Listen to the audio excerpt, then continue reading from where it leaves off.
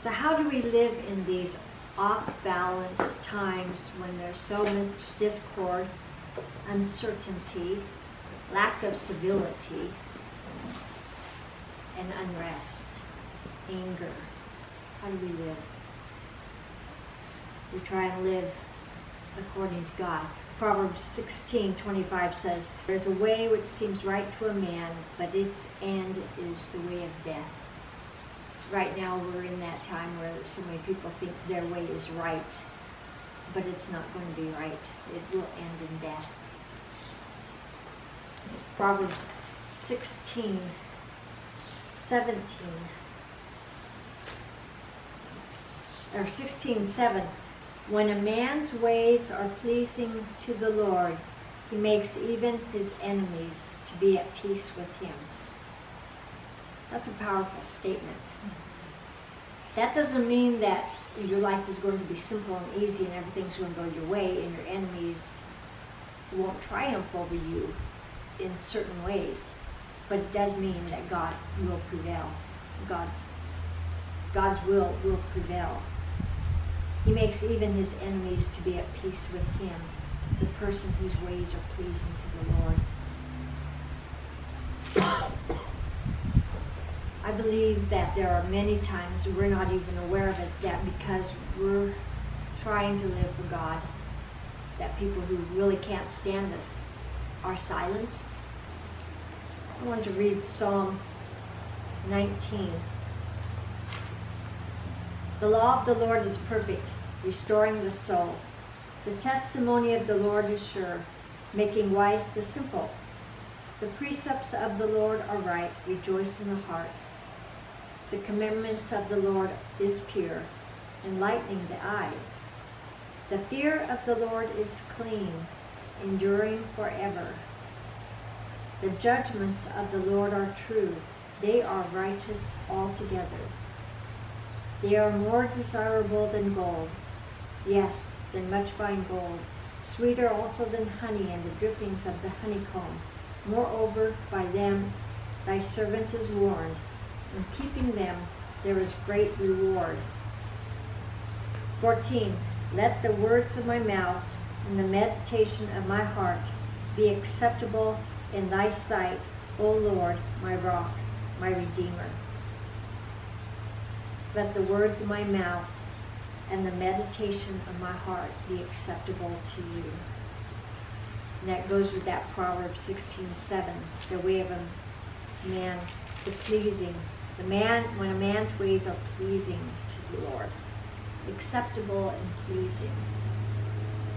I was brought to that verse that says that when a man's ways are pleasing to the Lord, he makes even his enemies be at peace with him. And I thought of Jacob. Jacob had been serving Laban for 14 years for each wife, and seven years before that. 21 years he'd worked for this man. 21 years he faithfully served him, doing his duty to try to work for his wives, to work for freedom. He didn't have to, he could have left at any time. He wanted Rachel, and Laban tricked him, and he ended up marrying Leah, which he did not realize until it was too late. So that was a trick. That was deception, cruel deception. But Jacob stayed faithful because he wanted Rachel. So he was willing to work 7 more years for Rachel. And then when they were finally married, Laban still treated him like a servant slave and was still under his thumb. And God was saying, it's time now. You've done the work. It's time. It's time for you to go back to Bethel. Go back to your land of your parents, your father. Jacob, by then, he was no fool. And he knew Laban was not going to let him go. And by this time, he had amassed a wealth of sheep and animals, as well as his family and servants. So he had amassed a wealth. And he knew that Laban was not going to just let him go, because he was a good servant. He was a hard worker. So he slipped away in the middle of the night. God told him to go. So he went. In 31, Laban realizes what's happening. And Laban goes and follows him. So Jacob deceived. It says in verse 21, Jacob deceived Laban the Syrian by not telling him that he was fleeing. So that wasn't really right, but he also knew that he had to. That he could not have gotten away, probably with both wives. Laban would have said, nope, they're mine. You go. You want to leave? You go. These are all mine. So Laban was not an honest man. That's just his third one. So he fled with all that he had. He rose across and crossed the Euphrates River and set his face toward the hill country of Gilead. When it was told Laban on the third day Jacob had fled, he took his kinsmen with him, and Laban pursued him for 7 days. God came to Laban the Syrian in a dream that night and said, "Be careful that you do not speak to Jacob, either good or bad." And Laban caught up with Jacob. Then Laban said to Jacob, "What have you done by deceiving me and carrying away my daughters like captives of the sword? Why did you flee secretly and deceive me and did not tell me, so I might have sent you away with joy, with songs, with timbrel, with lyre? And you did not allow me to kiss my sons and my daughters. Now you have done foolishly. It is my power to do you harm, but the God of your father spoke to me last night, saying, be careful to not speak either good or bad to Jacob. It is in my power to harm you." Laban could have killed Jacob, but because even though Jacob was kind of a scoundrel and was deceitful, his ways were pleasing to the Lord. His heart was right with the Lord. And that gives me comfort, because he blew it, he messed up. He was a deceiver, he was a conniver, and yet his heart was for the Lord. And God prevented Laban from taking revenge on him. Jacob is a fascinating character. There's so much depth to him, and yet he's so human in making bad choices, the wrong choices. Yet God worked through him in a tremendous and powerful way. In 2 Chronicles, we have the story of 2 kings, Asa and Jehoshaphat.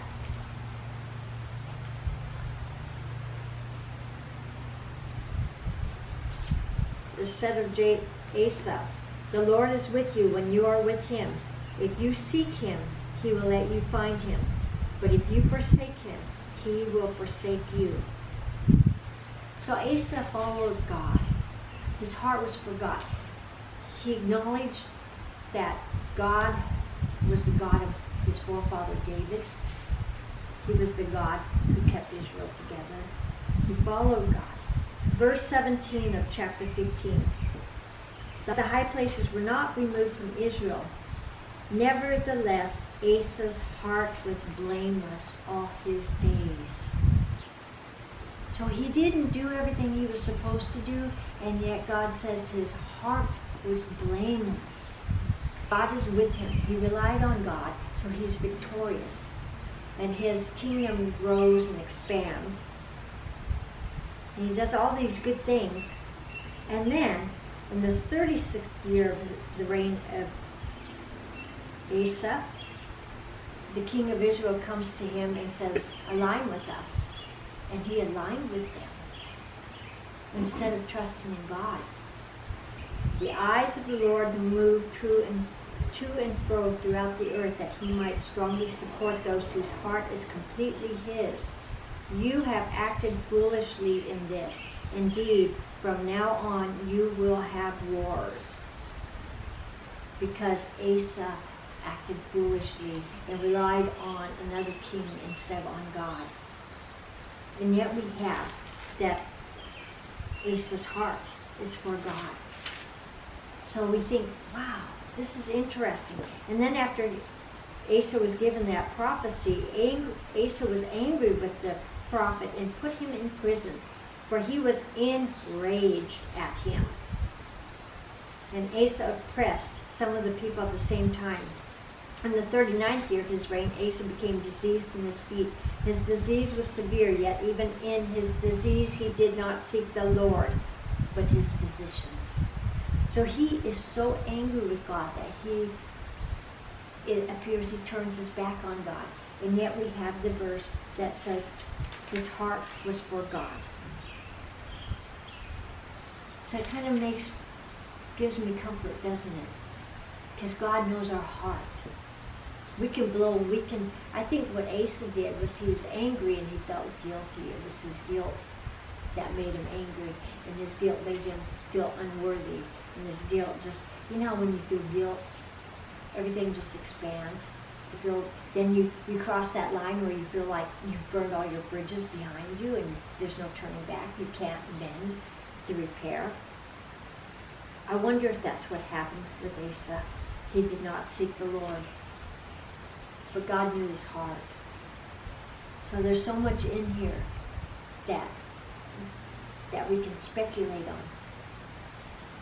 But we also know that God said that he loved the Lord and he served him with all his heart. And then his son Jehoshaphat became king. And Jehoshaphat took great pride in the ways of the Lord and removed the high places.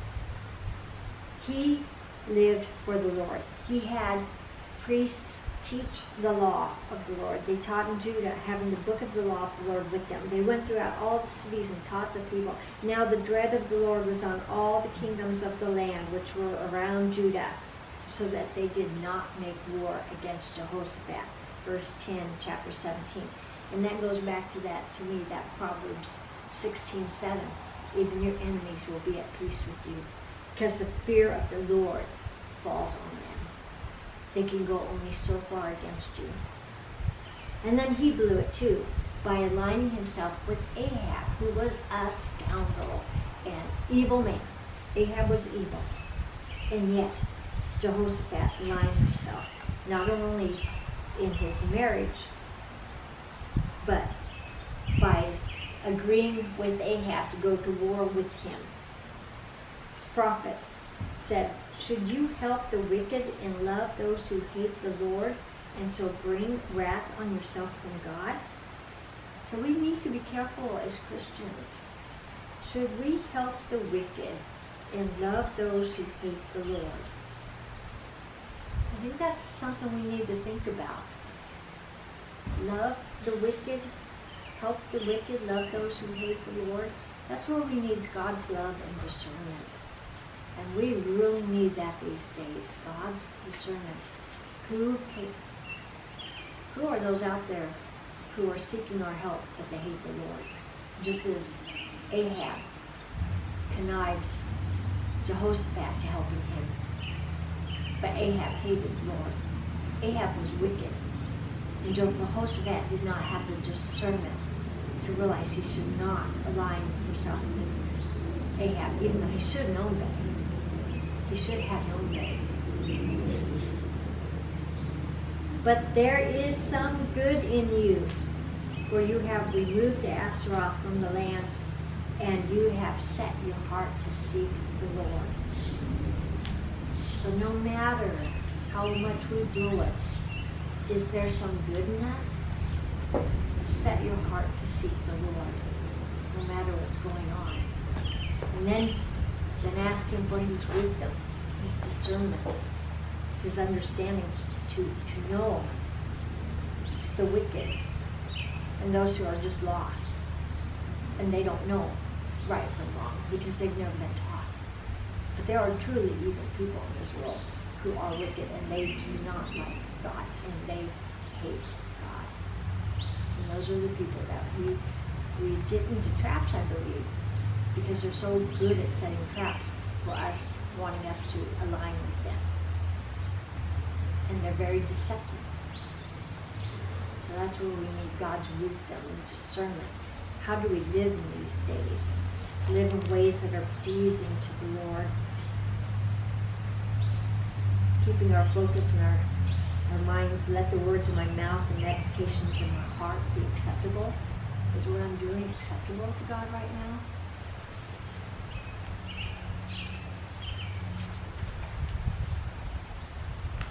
Set your heart to seek God with everything you have.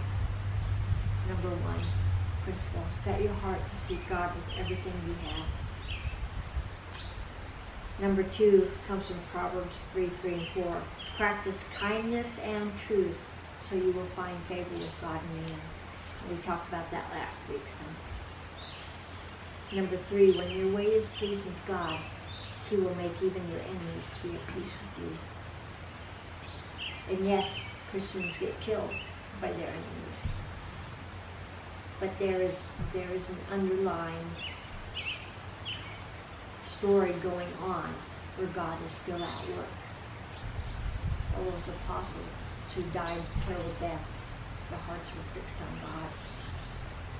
And I believe that the people who saw them and listened to them were deeply affected by their life and their testimony.